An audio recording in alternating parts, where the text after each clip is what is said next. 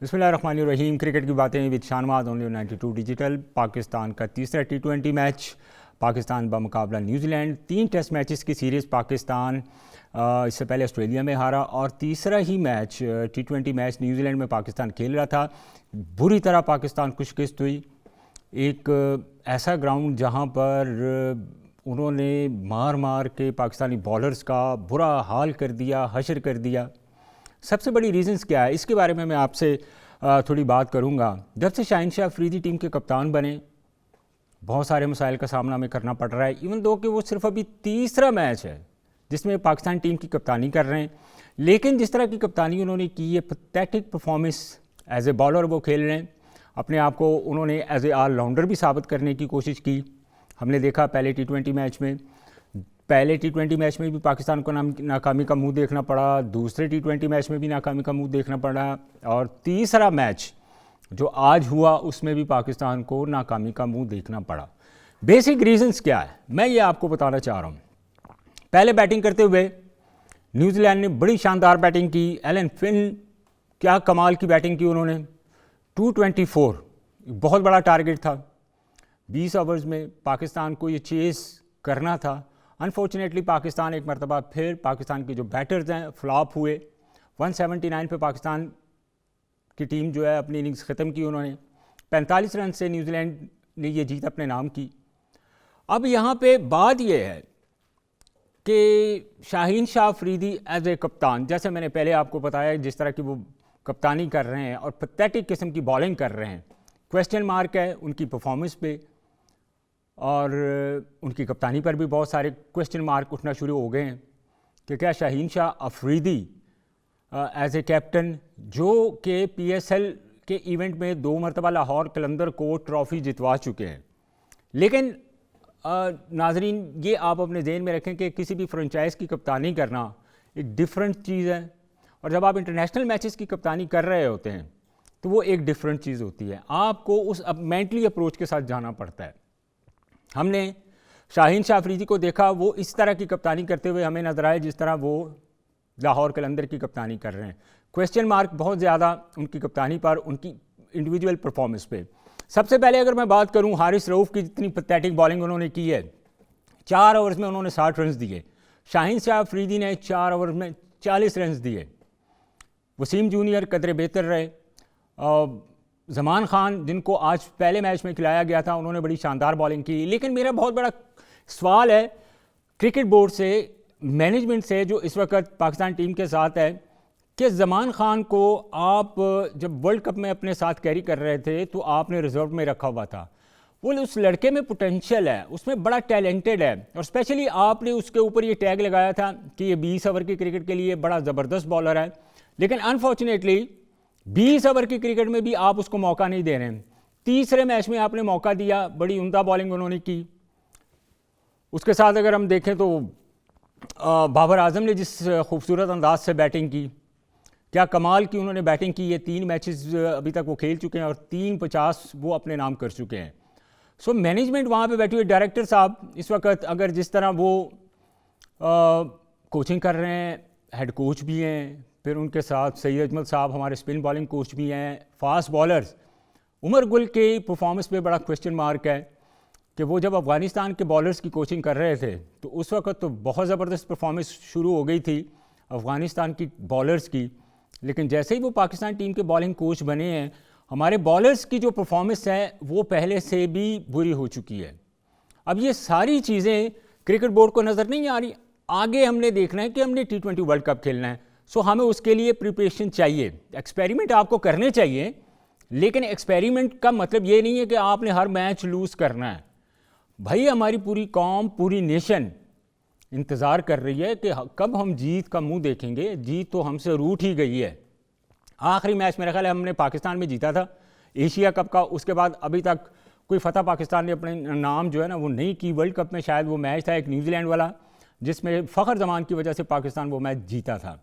लेकिन अब यहाँ पे सवाल ये उठता है कि क्या हमारे ये एक्सपेरिमेंट इसी तरह जारी रहेंगे। इतने बड़े बड़े इवेंट हमारे सर पे हैं, हमने खेलना है। 20 ओवर की क्रिकेट में पाकिस्तान की टीम दुनिया की बेहतरीन टीम कंसीडर की जाती है, बट अनफॉर्चुनेटली जो हमारी परफॉर्मेंस चल रही है, सो हम क्या तवक्को कर रहे हैं कि आने वाले जो बड़े इवेंट्स हैं, स्पेशली वर्ल्ड कप है, तो वर्ल्ड कप में हम 20 टीमों में, तो क्या हमारी को परफॉर्मेंस बेहतर होगी? मुझे नहीं लग रहा।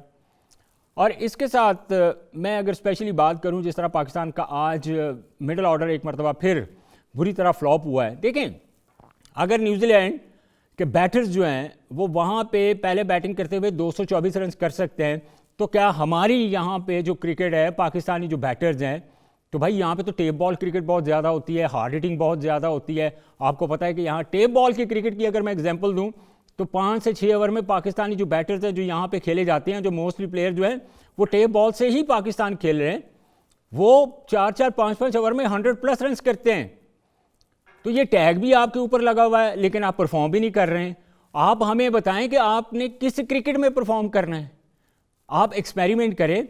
इफ्तिखार, जिनके ऊपर मिडिल ऑर्डर में बहुत ज़्यादा रिलाई किया जाता है, एक मरतबा फिर परफॉर्म नहीं कर पाए। आज़म खान, कैरिबियन लीग हो, PSL हो, दुनिया की कोई भी लीग हो, जो वो खेल रहे हैं, बड़ी उम्दा परफॉर्मेंस देते हैं, बड़ी शानदार परफॉर्मेंस देते हैं, और लग रहा होता है कि इन जैसा प्लेयर दुनिया में शायद कोई भी ना हो। लेकिन बदकिस्मती ये हमारी क्रिकेट की कि जब पाकिस्तान को वो प्रेजेंट करते हैं तो जो परफॉर्मेंस है नाजरीन वो हमारे सामने है। अब इसके बाद पाकिस्तान ने 2 मैचेस और खेलने। T20 सीरीज़ तो पाकिस्तान ऑलरेडी हार चुका है। वाइट वॉश हुआ ऑस्ट्रेलिया में टेस्ट मैचेस में। उसके बाद अभी तक 3 मैचेस जो हैं T20 के भी हार चुका है। और अगर यही परफॉर्मेंस रहेगी और क्रिकेट बोर्ड इस चीज़ पे कोई सीरियस स्टांस नहीं लेगा, तो मुझे लग रहा है कि न्यूजीलैंड के ख़िलाफ़ पाकिस्तान एक मरतबा फिर वाइट वॉश भी हो सकता है। अगर आप देखें, सैम अयूब की अगर मैं बात करूं, जिस तरह वो लीग्स में परफॉर्म करते हैं, बड़े शानदार बल्लेबाज हैं। आपका पहले तो ये बनता ही नहीं था। एक्सपेरिमेंट करें, आप मिडल ऑर्डर में कर लें। आपने कैसे जो ओपनर कम्बिनेशन है रिजवान का और बाबर का, उसको आपने जो है ना ब्रेक किया, उसको आपने तोड़ा। आप बाबर को नंबर 3 पे ले आए।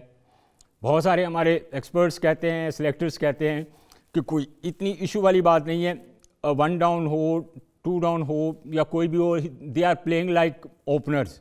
लेकिन नहीं, जब आप किसी भी जो ओपनर्स हैं जो काफ़ी अरसे से पाकिस्तान की टीम के लिए ओपन कर रहे हो, तो उनका कम्बिनेशन आपको कभी भी ख़राब नहीं करना चाहिए।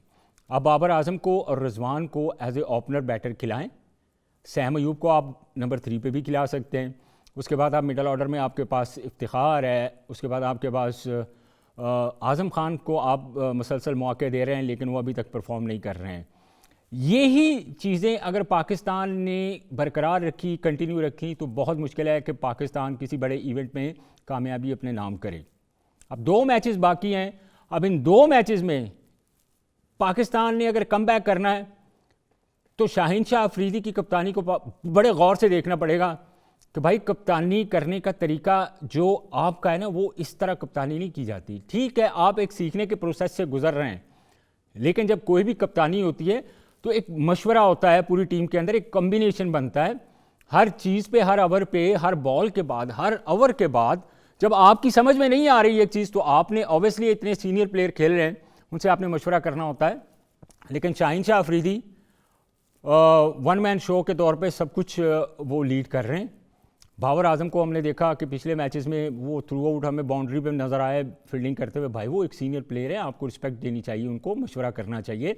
रिजवान को हमने देखा है कि जब बाबर आजम कप्तानी कर रहे होते थे, वो विकेट कीपिंग कर रहे होते थे या कहीं फील्डिंग कर रहे होते थे, तो वो आके डिस्कस ज़रूर करते थे बाबर आजम से कि यार ये हमें चेंजिंग करनी चाहिए, बॉलिंग चेंजेस ये होनी चाहिए, हमारा जो जो जो जो हमारे बैटर्स हैं उनकी पोजीशन क्या होनी चाहिए, कौन सा बैटर किस नाम पे नंबर पे खेलेगा, कौन से ऐसे बैटर्स हैं जिनको हमने मिडिल ऑर्डर पे खिलाना है, जिनको ओपन खिलाना है। लेकिन शाहीन शाह अफरीदी की कप्तानी में हमें ये कुछ भी नज़र नहीं आ रहा। बहुत बड़ा एक यहाँ पे बहुत सारे सवालात जो हैं उनकी कप्तानी पे उठना शुरू हो गए हैं।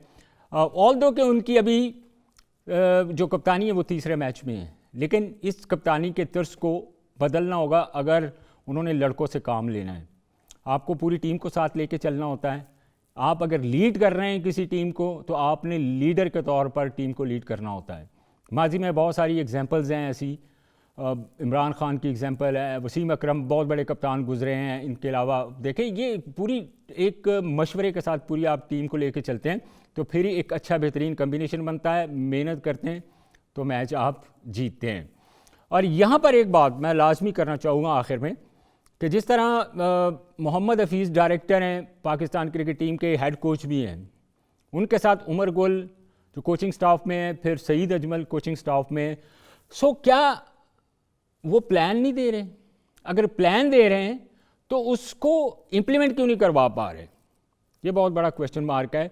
और पाकिस्तान के 2 T20 मैचेस रहते हैं। अगर पाकिस्तान ये मैचेस जीतने हैं तो पाकिस्तान को अपनी स्ट्रेटजी चेंज करनी पड़ेगी। अदरवाइज़ ऑस्ट्रेलिया में वाइट वॉश हुए, न्यूजीलैंड में अगर वो T20 सीरीज़ है, न्यूजीलैंड में पाकिस्तान की जो T20 टीम है पाकिस्तान की वो बहुत अच्छी है।